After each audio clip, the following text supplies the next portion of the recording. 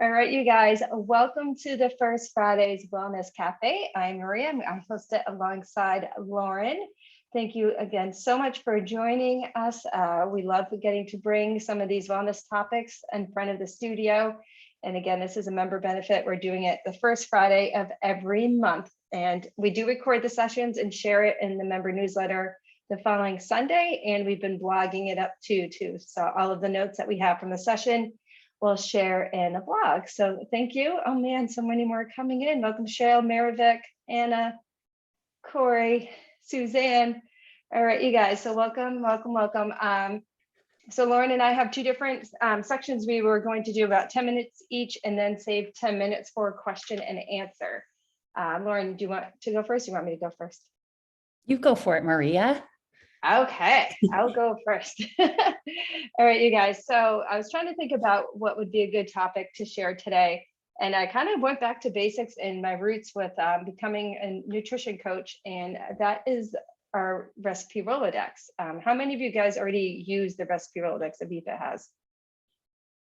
All right, so a few of you, but not everybody. And I want to convince you right now that this is an amazing resource that everybody should be using multiple times a week. And so what I'm going to do is I'm going to share my screen. I'm going to show you how to access it. Again, that's another free member benefit. There's no paywall to get into that. And then I put together three different like top, it's not 10-ish lists of recipe groupings that I put together. So the recipe Rolodex is something that Rochelle had started early on, even pre-VFit. And then when I came on to the team and became a nutrition coach, I helped her with that and expanded that. And we would use those for the resets, which we have a reset coming up on, we just changed a date. So it's April, not next week, but the week after. But so one of the pillars of wellness is food. And so we'll be talking a lot about food and that wellness reset. I'll share a link to sign up, but I thought that would be a good thing to do as part of my section. So I'm going to share my screen. Let's see, here we go. Share. Oh, you guys don't want to see my text messages. Hold on. All right, can you guys see my screen? All right, perfect. So if you go to the VFit Studio main webpage, if you scroll on over to right here where it says VFit Squad, and you click here and click on Recipe Rolodex, this is where you can access the recipes. You can also access the recipes if you have the VFit Studio app. If you click on the menu when you get into the VFit Studio app, hold on, I'll show you here too. You have access through your phone and it's really user friendly. So here on your phone, this is the menu. You can scroll down and one of these says VFit Squad Recipe Rolodex. And then you will get this picture. And then from your phone, you would just click on that picture and it'll bring you to the same exact landing page. So from here, you scroll down and there's a few different ways you can access recipes. So I'll show you those. And then I'm gonna share some I did 3 different categories of recipes.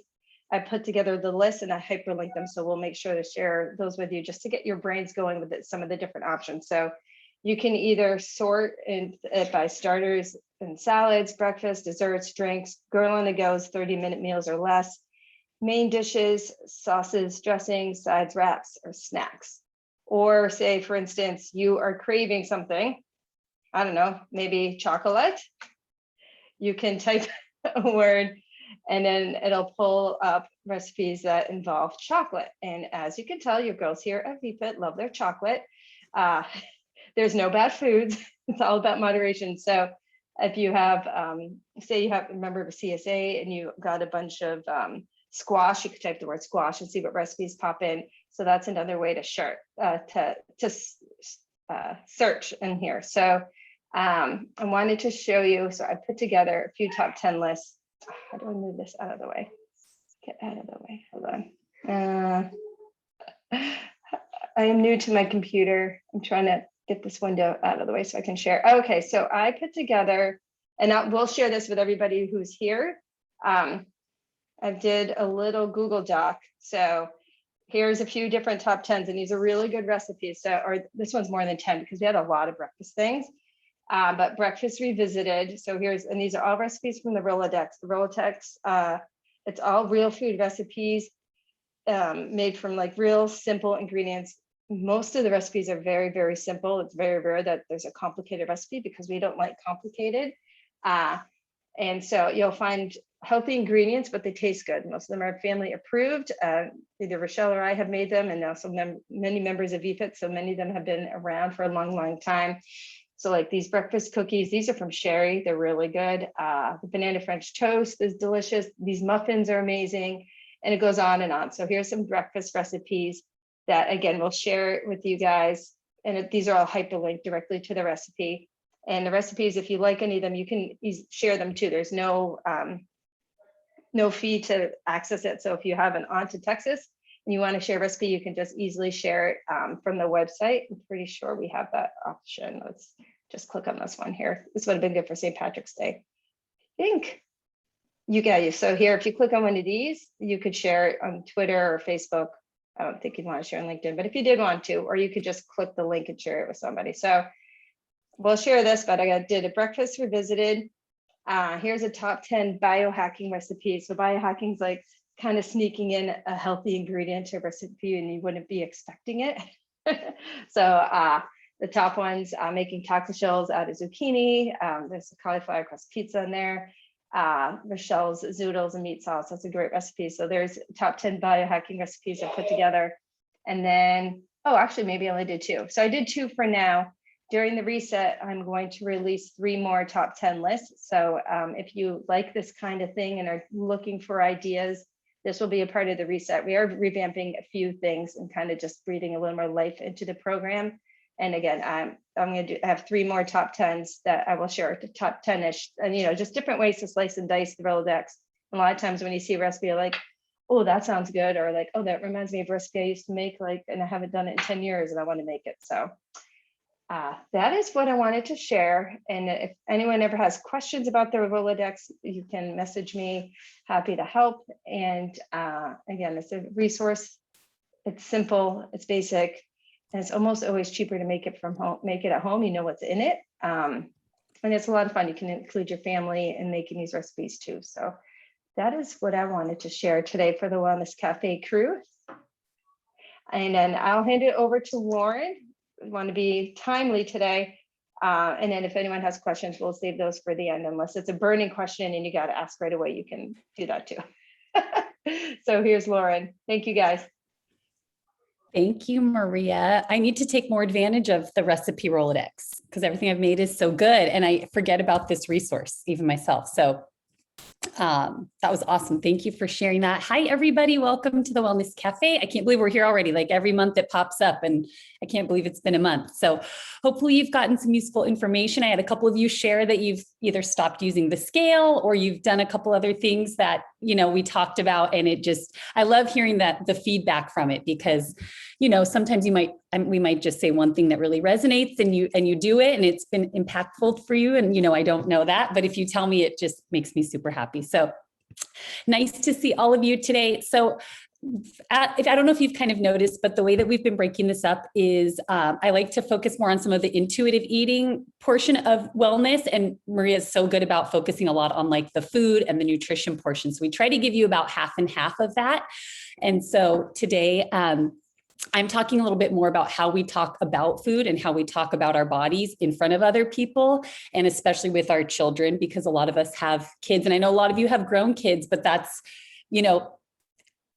for me personally, this came up for me because I'm very careful about the way that I speak about myself or the kinds of foods that we eat in front of my kids, especially my daughters. They're 9 and they are 6. And I just, research shows that even girls as young as age 5 are already concerned about what they look like and what their bodies look like, and they're 5-year-old girls. And if you kind of think back to when you grew up, I just want you to think a little bit like, what did that look like in your household? Like, what did your mom say, your dad, your grandma? Were they on diets? Did they talk about how they looked? Were they constantly restricting foods or pushing certain foods on you? And my mom, who I love dearly, she is such a good mom, and it didn't ever really affect me, but she has been on Weight Watchers literally since I was like, as long as I can remember. And I'm 35 years old. So probably 30 something years. And I just know that she still talks about the recipes. She talks about it in front of my kids and the girls, she'll just make little comments like, how did you eat all that food? Where do you put that food? And it's just kind of unnecessary. My little 6-year-old can eat a double from In-N-Out with fries, no problem. I don't even care. Like, she knows her body. She'll stop eating when she's full. So I'm totally not concerned. And I just make a conscious effort not to make comments about how much, because kids are pretty much the epitome of like being able to eat intuitively, like how much, and then they stop when they're full. If you watch kids, unless they've already kind of lost touch with it, they'll like leave their food on their plate. Have you noticed how good they are at that? Like even desserts, like if they get dessert fairly regularly and it's not a huge deal, they'll just leave food there and walk away. And even sometimes I'm like, how did they do that? Like they're just so good at it. And so I just want to talk about, if you kind of think about the way that you grew up that I, brought up, and then do you want that for yourself, or do you want to change how that is for your kids or for your grandkids, and just make food not really, or body's image, much of an issue for them? And I know for myself, I want my girls hopefully to just grow up and not have any kind of disordered eating or body image issues. And I know that the world out there is probably going to send them plenty of messages that aren't going to be the best, but from our home, I'm going to try my best not to do that. So I just want to go over a few different things about how we can talk about food, even with friends. Like, say this isn't a problem for you or kids or grandkids yet. Do you just kind of imagine, what do your friends talk about? Do you ever notice your friends saying that they need to lose a few pounds, or they need to look differently, or they ate so bad, or they ate so good? Or if you start to kind of pay attention, you'll notice this talk a lot everywhere. And I think especially right now, because people have been home and who knows what, maybe eating habits changed a little bit. And so people are starting to feel guilty. I just had some girlfriends recently that she brought up that her 9-year-old daughter had noticed that her mom and dad had stopped doing keto. And I was like, why does your daughter even know what keto is? Like, this is just not the best thing ever. And I do want to say, everyone can eat how they want to eat. You are in charge of you. And so if you feel great eating a certain way, that's absolutely fine. And it could just be how we relay that message to other people. Just, everybody is different. I respond better to eating this way. I feel good when I eat this way, but you feel really good when you eat like this. So like, I don't drink cow's milk because it really messes up my stomach, but my kids love it. So great. You guys love cow's milk. I'm going to enjoy my almond milk.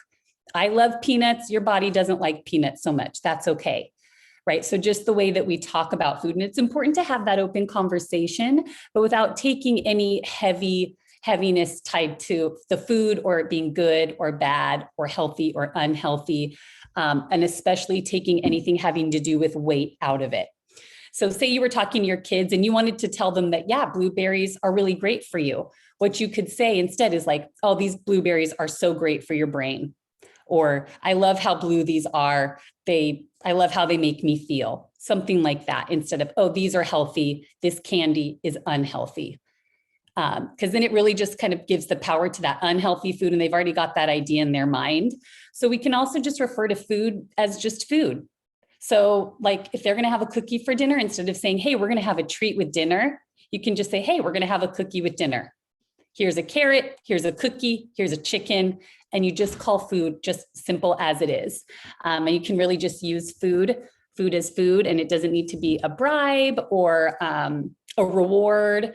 And if we can kind of take it off of a pedestal, if we just treat it just like anything else, which can be hard to do. I know I find myself guilty that sometimes too, like, hey, if you guys can be quiet during my class or something like that, there's a little bribe, but I really try not to have food tied to that. And we all make mistakes, and it's okay. And it can be a tricky topic to talk about, and find the right ways and the right words to use. But I just want you to think about how you want your child or those people around you to grow up and feel about themselves. And so just kind of watching that language. I did want to share a couple of things. Okay, good. It's 10 o'clock. We're good. Let's see. Sorry, I'm scrolling through a couple of my notes. I don't forget. There was a couple studies I wanted to share with you that I thought were so interesting about that. And it said, I'm just going to read it because I don't want to botch it up. But it says high levels, and this could be even if you don't have kids, if you watch kids or if you're around kids a lot, it says high levels of critical and restrictive eating messages from caregivers are associated with lower intuitive eating scores and higher BMI. So when parents attempt to restrict children's eating, it backfires by disconnecting them from their natural hunger and satiety cues, ultimately creating the problem they were trying to avoid in the first place. So while we might think, oh, we're doing so much help by like telling them they can't eat this sugar or stopping them from eating too much or pushing certain foods, it really does tend to backfire. Some of the other things that we can do to help is really watching how we speak about ourselves and others and treat ourselves and carry ourselves in front of other people. So this would include like not body bashing yourself or anyone else. Even some of those thoughts inside your own heads, your kids are going to pick up on some of that. If you're like, trying to squeeze in some pants, you don't feel great in your swimsuit, put on something different that you feel comfortable in, and really try to avoid making any of those comments outwardly that your kids or even your friends are going to hear. Stopping the body check game. Oh, sorry, I'll read that comment in just a minute. Being overly critical, I think I kind of already said that, or just putting yourself down in any form, in any way that you look in front of yourself or others. You can always reframe that into words like, oh, I love that my arms hold my loved ones, or I'm so grateful that my legs are so strong and we get to do all these activities together. I love my smile that connects me to other people. And you can point out those things for your kids too, as well, but just all the positive reinforcements. And then let's see. Okay, I think we have time for one more. I usually write way too much and talk too much, so we'll cover one more thing and then go into Q&A. Some other things that you could do if you're trying to get yourself away from some of the diet talk, or if you hear other people kind of getting into these conversations that you don't want to be around, you can always just try to remove yourself from that conversation. You could try to switch the topic, or you could, just have a few good go-to phrases, or saying like, I really give myself permission to eat whatever I want. And when I'm hungry, and then I find that it's more easier to stop when I'm full. Or I realize my life is so much better when I'm not so preoccupied with food and weight. Or I have so much more time now to enjoy other things aside from food all the time, thinking about food all the time. And so you don't have to go into a big lecture with friends, but, maybe if you're trying to avoid being in that, I'm not thinking of the right word, but if you're trying to avoid having these conversations and get yourself into a more healthy relationship with food in your body, learning to either have some good phrases to talk about, or to just kind of start removing yourself. And I constantly have to do this. My friends I have this one group of friends who that's all they want to do all the time. And they know me, and I'm just like, yeah, guys, I'm not going there with you all. Like, you do you, but I'm not on this diet train. So, and we kind of joke about it a little bit. But anyways, just kind of think about it when you're being critical of yourself, and try to imagine those beautiful kids or grandkids that you have, and trying to set them up for just a better relationship with food in their bodies than maybe you might have had, or that you remember. And that's kind of a good thing to refer back to, and maybe you're having a hard time with it. So, all right, it's 10:03. I think this might be a good time to open it up, since we ran out of time the last couple of times. All right, I have one. Oh, yeah. One for you. All right. Oh, for me, good. Yeah. So Easter is this Sunday. And for those of us that are observing Easter and possibly having meals with extended family, I usually have this issue, but I'm hosting this year, so I don't. But what are your suggestions for things that people can say if they're offered food that they don't care for, they're allergic to, that hurts their stomach? Like, it's so awkward, and it's always so awkward. And I love some of those phrases that you were saying. So that just came to mind, because I'm usually in that situation because I don't eat gluten and I don't eat also all these things. And then you're at someone's house and they're like, eat, manja. And it's, so do you have any suggestions for that? That's a great question. That can be hard, right? When your loved ones are trying to offer you foods and you're full, or you don't want it, but you don't want to make a big stink about it. So I do actually have some good go-tos that, of course, I didn't write down, but I would just say, I'm so happily satisfied right now. I don't really want to get too uncomfortably full. I want to go ahead but if you want to package me up some of that for later, I'd be happy to take it with me, or maybe I'll come back and try some in a little bit. but it's okay. It is okay to turn down foods. Like if you feel comfortable and people are pressuring you to try foods that you don't want to have, it's okay.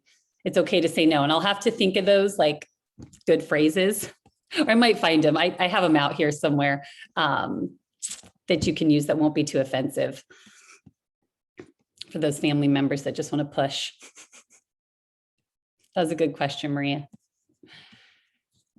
Oh my gosh, we have such a full screen. Anybody else want to chime in? How are you feeling? Did any of this resonate with anybody? Some of these things growing up or with children now? Yes. I have a question. Can you hear me okay? I'm in my car. Yes. Okay. So I really like what you were saying about not restricting foods and things like that. But I tend to remind my kids, like we've had a lot of non-natural sugars. Or I don't really say non-natural, but like we've had a lot of sugars this week. We went to Starbucks, we had frozen yogurt. Maybe we want to take a break today. And now I'm like wondering, is that like by constantly saying that those are sugars, is that going to reinforce more of like a negative restriction, or is there like a balance to be able to tell them or remind them, not calling it a treat, but just you need to not do this every day? Like, does that make sense? Because I don't want to make them, go crazy and have it backfire, but I'm also just trying to keep them aware of how to moderate themselves, be aware of that sugar doesn't feel good and things like that. I think I heard most of that. What it sounded like more was that you were saying like there's certain foods they want to eat, but you just remind them that, or you just kind of point out that there's certain maybe ingredients in there that doesn't make them feel their best. And so we don't want to have it all the time. Was that right, the idea? Yeah. Yeah. You know what? Yeah. And that's, that's fine too. I think some of those foods we can just say, some of the ways that we react to some of these foods don't always make us feel the best. And so that's something that you can just kind of point out, like, how do you feel after you eat this food? Or you can kind of you can set your own limits, especially around, like, I know desserts and treats are kind of a big one, especially with kids. And so with those, what you can typically do is just have like set days or times that you offer those. So like if maybe you always put just a little bit with dinner and you put it on the dinner plate, and you have to also give them some leeway that sometimes they get to have, I know this sounds crazy, but have as much as they want, just so that they know it's there and they can kind of make that connection of how they feel with the food. So it's not saying they have free reign with food all the time. And I think it's good to point out with any foods that they're eating, like, hey, this food has a lot of this, and this is kind of what it does for our body. And sugar can be great and it can be really fun. Sometimes when we eat too much, we don't feel super great. So, just let me know how you feel after you have it. But I do try to avoid, I think you can give them the information without having too much like judgment around it, if that makes sense. Yeah. But yeah, it's okay. You don't need to keep your kids in the dark. Like you can't tell them what has sugar in it. It's just making sure that they know that it's not necessarily a bad food. It's just something that we don't eat all the time because then we don't feel our best. And that you can just kind of keep it at that. Okay, so I'm just going to read a couple of these comments. Okay, so someone said the in-laws eat a lot. They know I don't eat what they do, and I help in the kitchen with them when I visit to make my food similar to what they're eating. Now one of my sister-in-laws started eating differently. It was a nutrition workshop we just had. Oh, that's right. Okay, so making sure maybe you just have similar foods, but you kind of make your own that are different. Okay, Cheryl, I like this. My kids are very science-minded, so we do have conversations about how foods are fuel and what our bodies need and want. So we talk about what foods help their bodies perform. And that's right. And Cheryl's kids are a little older, so there's even things you can keep it really simple when they're like 4, 5, 6 years old. Maybe you just keep it basic. And then as they get older, like Cheryl's are teens, like preteen teens. And then you can kind of get a little more in depth of what those things do. And that's really good to know, because I didn't really go over that stuff as a kid either. Like I didn't have that information. Oh, 11, 13. Okay, thought so. We were close. Oh, this is good, Emily. Okay, she said, I tend to overeat when I'm with family or friends at get-togethers because everyone's having a good time and enjoying themselves and the delicious food. Do you have any tips to help prevent overeating if it's brought on by social circumstance? Oh, this is good. So we kind of brought this, I think we talked about this a little bit at the wellness lunch last week, a week or two ago. And you know what, that's just one of those situations where you have to kind of give yourself a little bit of grace because you're just enjoying the connection of being with people. And that just might happen a little bit. So a couple tips that if you notice it happens a lot, or if you have a lot of get-togethers, and so you're noticing it's a habit that is happening more often than you'd like, you can definitely have a snack before you go. So you approach that social situation not as hungry, because if we're hungry, then that's going to be really hard to kind of control how much intake. You could also try to just make a plate and then kind of remove yourself from wherever the food is at. I know people really like to congregate around wherever the food is. I do the same thing. And then we just kind of munch and talk and munch and talk. And then you find yourself, a little while later full, but not even sure how much you ate, which is fine. It just happens. So being in a social situation, that's pretty normal, but you could, like I said, come prepared with a snack, set a plate, and then possibly just try to kind of remove yourself, like maybe take the conversation away from where the food is at, just so that you find yourself not eating as mindlessly. You can be a little bit more conscious with your food. So hopefully that was helpful, Emily. Okay, Arlene is wondering, Maria, if we can have a vegetarian or vegan section on the Rolodex, possibly. That is a good idea. I know we do have quite a few. Yeah, that's a good suggestion. So when we transferred over from the pay site to the VFit site, things got a little weird on the back end. So I would just have to look onto if that's possible to add a tag. And if it is, that is something I can put on my list of to-dos, because that is a great idea. And I don't know if we would quite get to do, I don't know. I'll look into it and report back. But that's a great idea. Thank you, Arlene. That is a good one.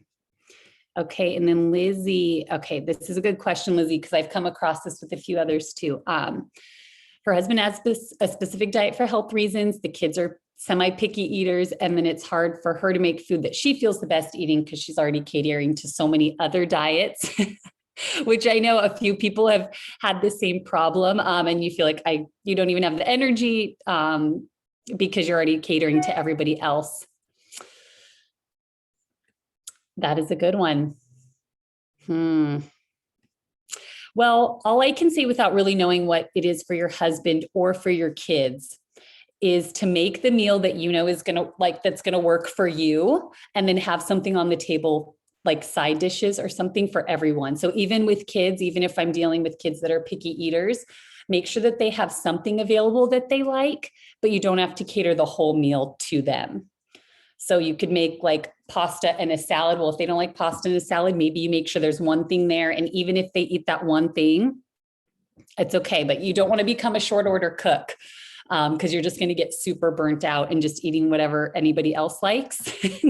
And that gets old. So, and the more you introduce with the foods with the kids, the more likely they should start to eat them. So Lizzie, I don't know how picky they are, but I would definitely put food on the table that you enjoy, and then something there for them. And then hopefully they can start to expand what they like a little bit more. Okay, let's go. We'll do Vanessa's. We're doing good. I'm glad we had time for this today. Okay. All right. This is the last question, I think. Yes. Last one. Perfect. Time. All right. All right. I have a son who's really food motivated. We generally offer healthy meals. He eats a lot and is only 5. Would you put a limit or allow him to eat as much as he wants? Yes. So your job as the parent is to offer what foods, where you eat, and then how often. And the kid gets to decide how much. So you get to decide. So we don't want to probably grazing all day, but you can set meal and snack times, and then he gets to eat as much as he wants at those times. So you just got to trust that he will know how much to eat. And as long as you offer food consistently, sometimes he might eat a lot more, and then there might be other times where he doesn't eat as much. So yes, you don't have to limit how much he's eating.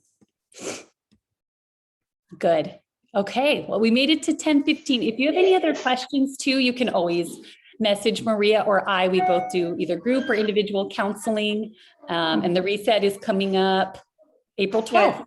Yes, I just put the link in. So if anyone's interested in the reset, again, that's 14 days. Goes through all 7 pillars, but there's always a focus on food. I mean, how can you resist? So we will be sharing, I'll be doing 3 other top 10 lists in that and some other updates to the program. So if you've done it before, it's going to be same basics, but freshening it up a little bit. So thank you again. I mean, it warms my heart that this has taken off. Like Lauren and I were talking now 3 months ago, and we're like, well, what can we do? And we just had this crazy idea. And then that week we threw it on a schedule and we did for 15 minutes and we went way over. And it's just really makes me happy to see all you guys tuning in, and we're happy to be a resource for this team. So thank you. Yes. So good. And I'll get these notes to Maria. So we'll mail them out to you, get them mailed out. And thank you all so much for coming. It's always so fun to see you. Thank you for participating too. That's really fun to interact with you all. Very good. All right. Thank you guys. All right, thank you. See you guys. Bye. Happy Friday. Bye.